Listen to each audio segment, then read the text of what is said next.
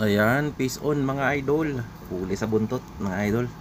So samahan nyo ako ngayon mamingwit, no? At habang sa inyo samahan nyo ako mga idol, maraming salamat sa inyong pagsuporta sa ating page. At sana po ay patuloy nyo suportahan dahil para mas marami tayong natutulungan ng mga nangangailangan, no? At syempre pangarap din natin na mabago rin yung buhay natin kasi hindi naman habang buhay tayo na magtatrabaho. Tayo po ay magre-retiro din sa ating trabaho, kaya kailangan din natin gumawa ng ating paraan para naman may pang-agapay tayo kung sakaling tayo magretiro sa trabaho, no? Kaya sa mga basher natin ay wag naman kayo masyadong mang-bash dahil matino naman yung mga video natin. Hindi lang tayo gumagawa ng mga video natin, mga kalokohan kasi at para mapansin nyo ako mga idol, ganun yun mga idol ang ibig sabihin doon, kaya huwag kayong magalit.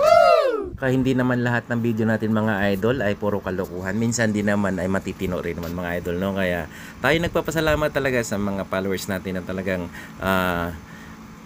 todo suporta. At sa mga hindi pa po nakapag-follow natin page, paki-follow naman po, no? Kasi tayo po ay kapag nakita po yung mga nagpapalo sa atin na vlogger ay binapalubak natin yung mga idol kasi napakahalaga po sa sa ating mga followers yung isang piraso na tao mga idol. Napakahalaga niya, no? Kaya kung ikaw ay nakatapos sa ating video ay sigurado mapapalubak ko kayo, no? Kaya follow lang kayo ng follow mga idol kasi kung kayo ay vlogger na nagsisimula, wag na kayong tumigil mga idol, no? Kasi wag niyo akong gayahin na tumigil muna bago nagsimula ulit, bago tumigil na naman, tapos nagsimula na naman. Kaya napakahirap po ng ganun. Dapat pag nag-umpisa kayo mag-vlog mga idol, ituloy-tuloy nyo yan mga idol kasi sayang yung pagod nyo kapag tumigil kayo, no?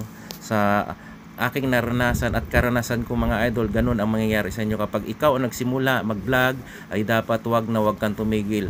Kung upload mo dati ay isang piraso sa isang araw, pag na-monetize na kayo ay dalawahin nyo na mga idol, doble sipag kumbaga. Kaya sa mga hindi pa nakakaalam mga idol, ito yung mga huli natin. Kaya ganito mga idol, minsan dalawa lang mahuli natin, parang nagpa-vlog ka lang minsan may nagpapalong dalawa, minsan na yan 7, 5, ganyan yung mga idol, parang nangingisda ka lang din. So hanggang dito lang mga idol, sana may natutunan. Bye bye.